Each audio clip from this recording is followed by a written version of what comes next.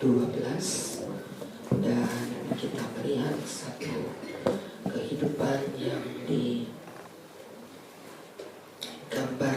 sebagaimana anak-anak yang dididik oleh orang tuanya, anak-anak yang menjadi bagian tanggung jawab untuk dijadikan anak-anak yang terdidik. Pada pasal 12 ayat yang kelima, jangan anggap enteng didikan Tuhan, jangan putus asa bila engkau diperingatkannya, karena Tuhan mengajar orang yang dikasihinya dan ia menyesal orang yang diakui sebagai anak. Ada keistimewaan untuk anak yang dikasihi. Jadi salah bila kita berkata mengasihi anak lalu tidak pernah mengajarnya. Salah bila kita hanya bisa berkata mencintai, menyayangi, membelai, memberikan apa yang menjadi keinginannya. Itu bukan didikan, tetapi itu menjerumuskan kepada kejahatan berikutnya.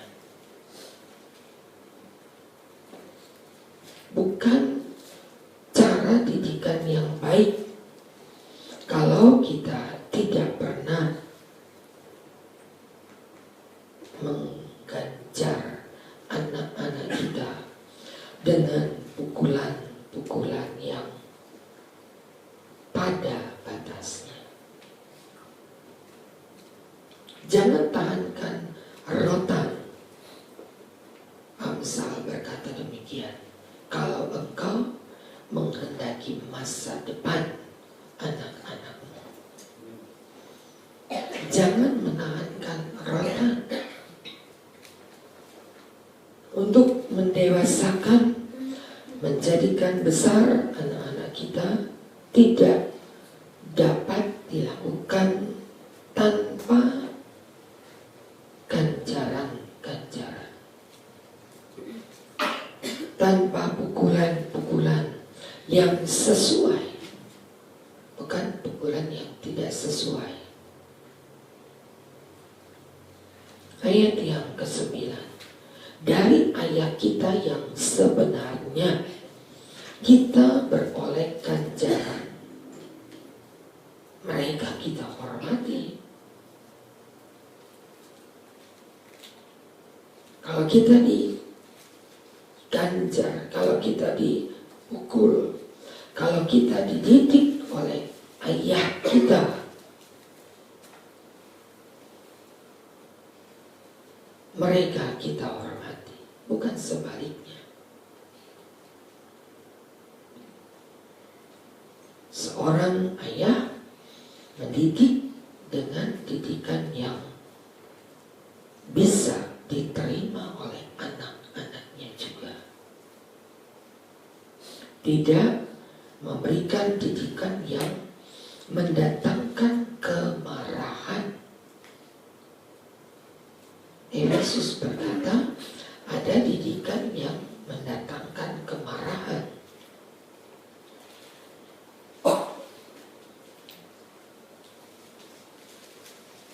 Pasal yang ke-6, Efesus pasal yang ke-6,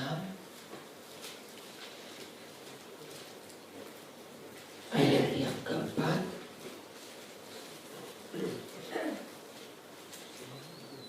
Efesus 6 ayat 4, dan kamu bapak-bapak jangan bangkitkan amarah di hati anak-anakmu.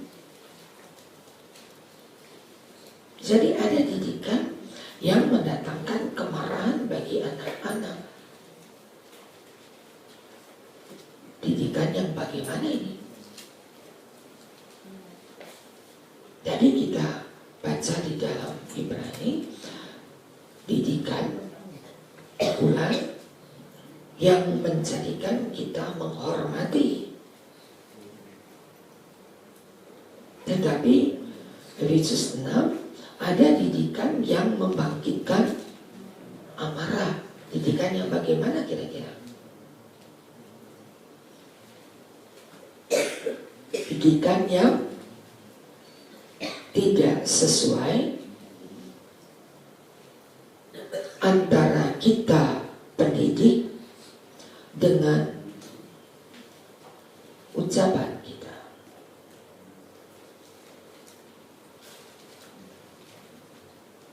Didikan yang semacam itu membangkitkan amarah di dalam hati anak-anakmu. Karena kita bisa mendidik anak-anak dengan kata-kata, tapi tidak dengan perbuatan. Kita tidak menjadi teladan, contoh yang baik untuk anak-anak kita, karena kita tidak menunjukkan bahwa kita sudah mendidik diri kita sendiri. Hal seperti inilah yang membangkitkan amarah di dalam hati anak-anakmu. Jadi ketika kita mendidik anak-anak kita, kita sudah harus mendidik diri kita sendiri. Jangan kita bisa mengajar anak-anak kita, tapi kita tidak bisa membuat disiplin diri kita sendiri. Itulah yang seringkali telah menimbulkan kemarahan di hati anak-anakmu. Seharusnya, Ibrani 12 tadi berkata seharusnya mereka mendidik kita dalam waktu yang pendek ayat 10 sesuai dengan apa yang mereka anggap baik. Tetapi dia mengajar kita untuk kebaikan kita, supaya kita beroleh bagian dalam kekudusannya. Didikan Allah, didikan Bapa yang di sorga. Didikan itu harus mendatangkan kebaikan. Kita dididik oleh Allah sebagai Bapa yang baik yang mendidik kita. Bila ada pencobaan, itu didikan Allah. Bila ada ujian, bila ada masalah, bila ada kesukaran yang diizinkan kita alami,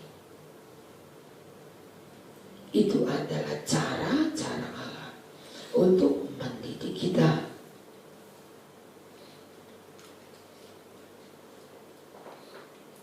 Bukan untuk mematikan, tapi untuk mendidik. Allah tidak pernah mengajar kita untuk mematikan kita, tidak. Tapi untuk membuat kita bertobat. Kebaikan itu tujuannya. Ganjaran-ganjaran Allah, didikan-didikan Allah untuk memperbaiki, untuk membuat kita menyadari sampai di mana. Jangan-jangan langkah kita sudah jauh keluar daripada garis yang ditetapkan. Dan kalau Bapa kita mengajar kita, mendidik kita, mengarahkan kembali pada jalur yang harus kita lewati. Terimalah itu sebagai didikan Allah yang membuat kita menyadari, oh ya rupanya begini caranya. Yang dikehendaki Allah dalam hidup kita, oh begini caranya. Dididik dengan didikan yang mengajar kita kepada kehendak Allah, kepada kehendak Allah.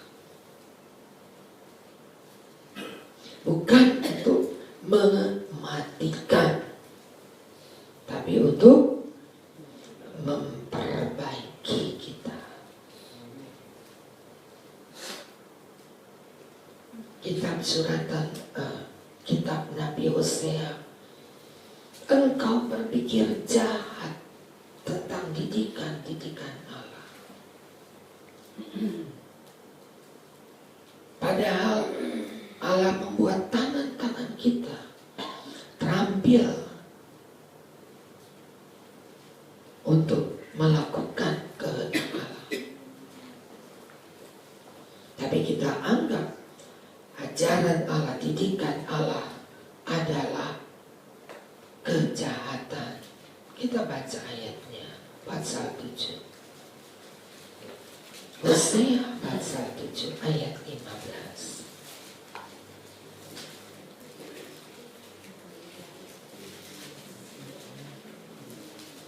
Hosea 7 ayat 15. Sekalipun aku telah melatih dan menguatkan lengan mereka, namun mereka merancang kejahatan terhadap aku. Dan Terjemahan Lama berkata bahwasanya aku juga dapat menolong dan menguatkan lengannya. Tetapi selalu mereka itu berpikiran jahat akan aku, kata Terjemahan Lama.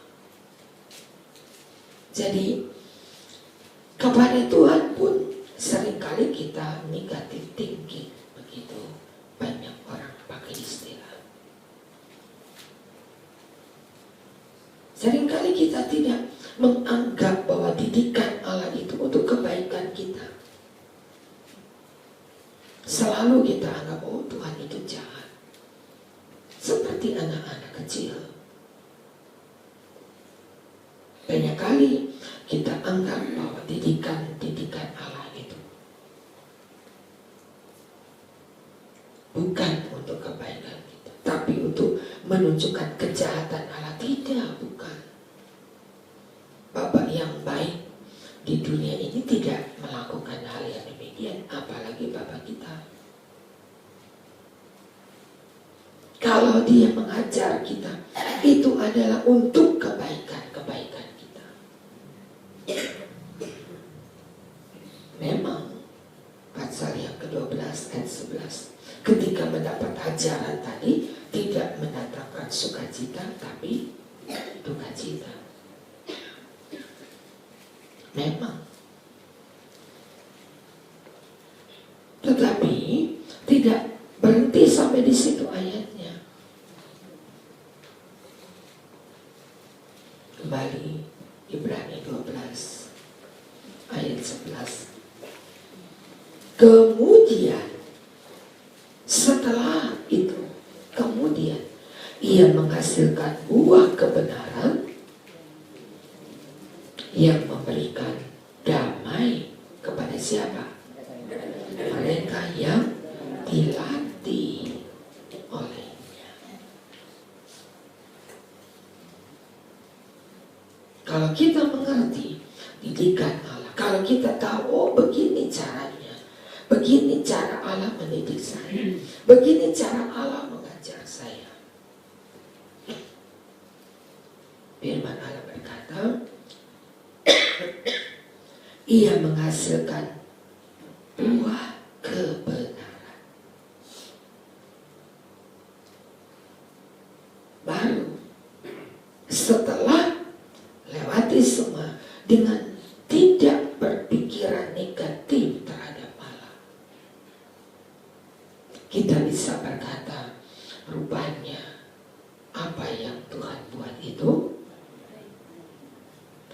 firman itu selalu nanti di belakang hari baru kita ucapkan.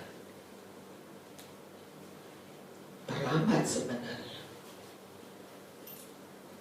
Karena kita tidak mengerti di awal. Dengan kesal, dengan marah, dengan ngambek terhadap Tuhan, kita bilang, kok Tuhan begini, kok Tuhan begini, kok Tuhan begini. Padahal tiap-tiap didikan Allah itu diberikan untuk kebaikan kita. Belajar mengerti kehendak Allah. Belajar mengerti apa yang Allah mau dalam hidup kita. Belajar mengerti cara-cara Allah. Mazmur mengatakan untuk membuat tangan kita bisa melentur busur, bisa memegang pedang, maka dibawa kita di dalam satu arena permainan pedang, arena permainan busur. Dengan kata lain, kita diizinkan berada di medan perang. Karena nggak mungkin kita berada di rumah main pedang. Kita akan dibawa, dikirim oleh Allah ke arena permainan pedang. Berarti di sana ada lawan yang memegang pedang.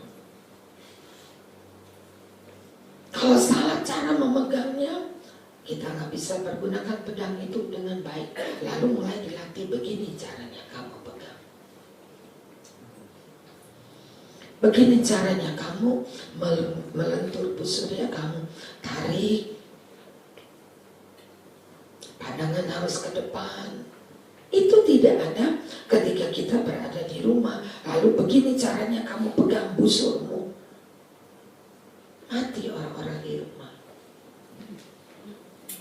Tapi ketika kita dibawa ke arena satu lapangan, ada tempat sasaran, caranya begini, pandanganmu harus begini, cara berdirimu begini. Ada cara-cara yang diajarkan kepada kita. Hingga kita bisa mempergunakan senjata-senjata peperangan itu dengan baik. Itu adalah didikan Allah, cara Allah. Kok perang lagi, ujian lagi, masalah lagi. Kapan Tuhan? Saya sudah capek Tuhan. Anak yang baik, yang menerima ajaran ayah dan akan berkata selalu, ayahku tak mungkin mengajarkan aku cara yang salah. Ayahku tak mungkin salah membawa aku ke lapangan ini. Ayahku tidak salah ketika aku diizinkan masuk dalam medan peperangan ini. Pasti di samping dipergunakannya senjata, ia selalu ada di samping untuk memberikan arahan, harus begini, harus begini, harus begini. Dan kamu akan melihat pada akhir peperangan kamu sudah menjadi seorang pahlawan. Amin. Jangan berpikir jahat tentang didikan, ganjaran-hajaran. Sebab yang Allah buat atas kita adalah untuk kebaikan kita.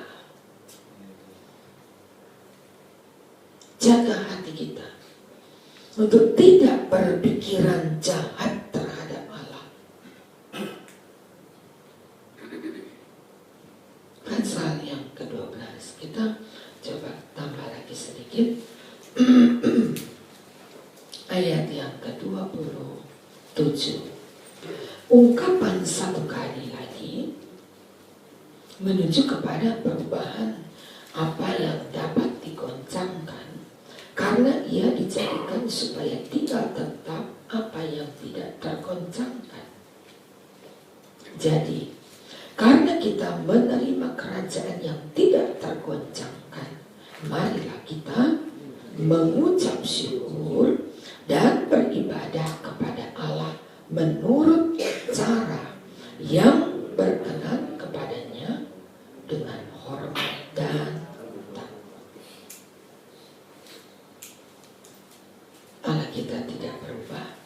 Tadi kita sudah baca dulu, sekarang, dan selamanya. Menginginkan kita juga tidak tergoncangkan dalam iman, dalam ibadah, dalam kasih yang sebenarnya kepada Allah. Kita tidak akan tergoncangkan, tetapi mengucap syukur dan beribadah kepada Allah dengan cara yang berkenan kepadanya. Kalau kita mengerti rencana, kalau kita mengerti didikan Allah, kalau kita mengerti apa yang Allah mau dari kita, firman Allah berkata, kita akan dididik menurut cara Allah yang berakhir nanti kita dapat beribadah menyenangkan Tuhan. Tidak menganggap didikan Allah itu salah, tidak menganggap cara-cara yang Allah berikan kepada kita adalah cara-cara yang tidak bisa kita terima. Oh, terlalu berat. Tidak ada bapa yang tidak mengerti kekuatan anaknya. Kita tahu kok anak kita seberapa kekuatannya. Tidak mungkin kita akan berikan beras 50 kilo di atas bahu seorang anak yang 10 tahun. Mati dia. Tapi kita akan lihat, kira-kira dia 5 kilo kuat kali ya. Coba dulu, itu pun masih dicoba. Kuat gak kamu ya? Ketika rasanya gak kuat, oh dikurangi. Bapak yang baik akan lakukan itu. Dan ia tahu batasannya. Apalagi Bapa di surga. Amin. Tidak akan memberikan melampaui kekuatan kita. Tidak akan. Ada batasan-batasan yang kamu bisa. Enggak sanggup Tuhan. Oh. Apakah Tuhan tidak adil? Apakah Tuhan salah perhitungan? Kita tidak pernah melihat Allah salah dalam berhitung. Dan semua yang Dia kerjakan untuk kita, sekali lagi, adalah untuk kebaikan kita. Ibrani ditutup pasal yang ke-13 ayat yang ke-20. Maka Allah damai sejahtera yang oleh darah perjanjian kekal telah membawa kembali dari antara orang mati Gembala agung segala domba, yaitu Yesus Tuhan kita, memperlengkapi kamu dengan apa? Segala yang baik, untuk melakukan kehendak-Nya dan mengerjakan di dalam kita apa yang berkenan kepadanya, untuk memperlengkapi kamu dengan segala yang baik dan mengerjakan di dalam kita apa yang berkenan kepadanya. Tidak ditinggalkan sendiri, tapi diperlengkapi oleh Allah untuk segala yang baik. Itu yang Allah mau. Itu yang Allah kerjakan. Itu yang dididik oleh Allah untuk segala yang berkenan kepada Allah. Bersyukurlah kepada Tuhan. Mari kita berdoa.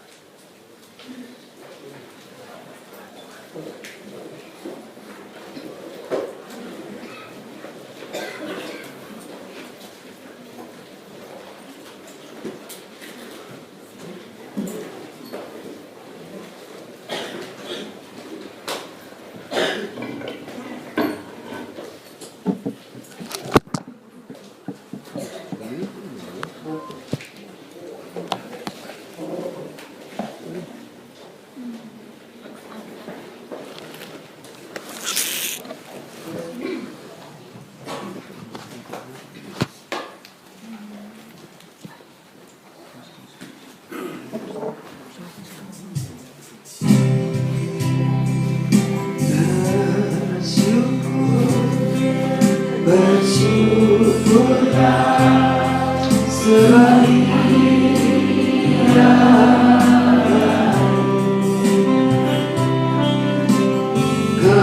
kasih-Nya pada kita,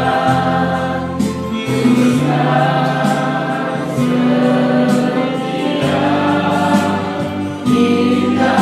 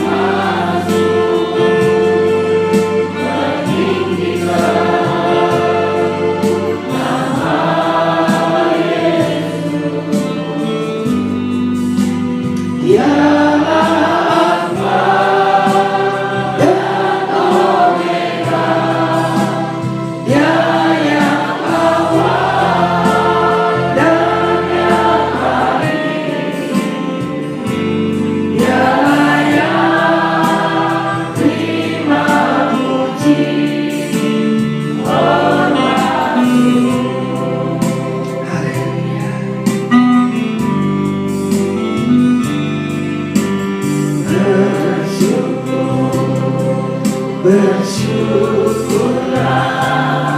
setia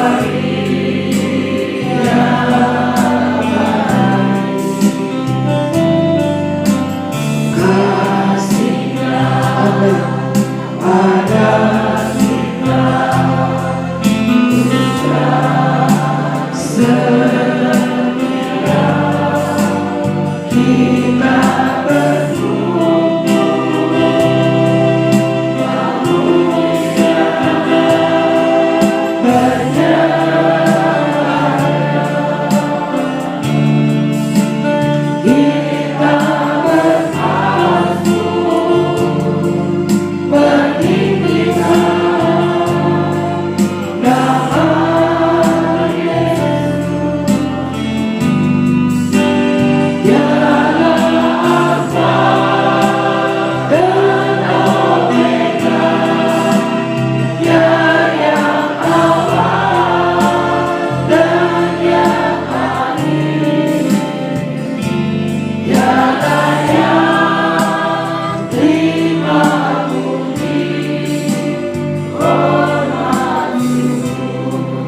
semua yang Engkau kerjakan atas kami, Tuhan.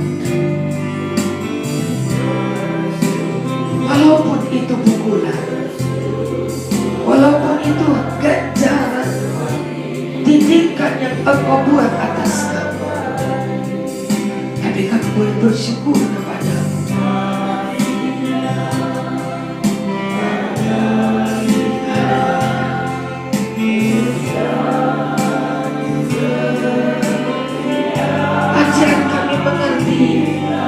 Kasih-Mu yang dalam,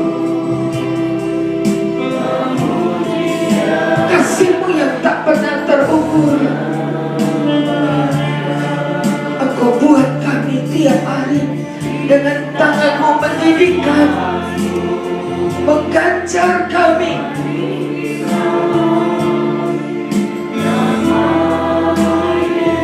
Haleluya. Dialah Alfa dan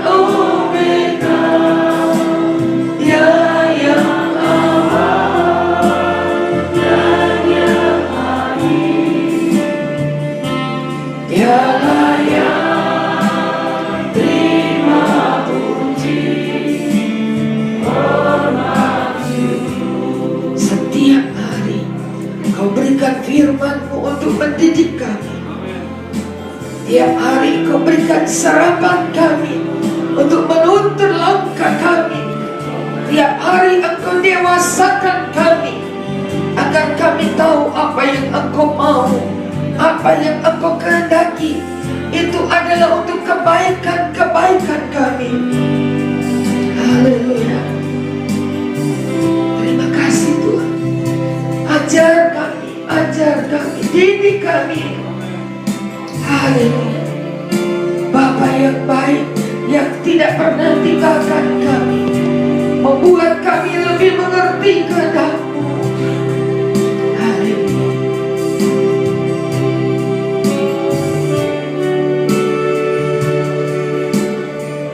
Kau Bapa yang baik, selalu bersama.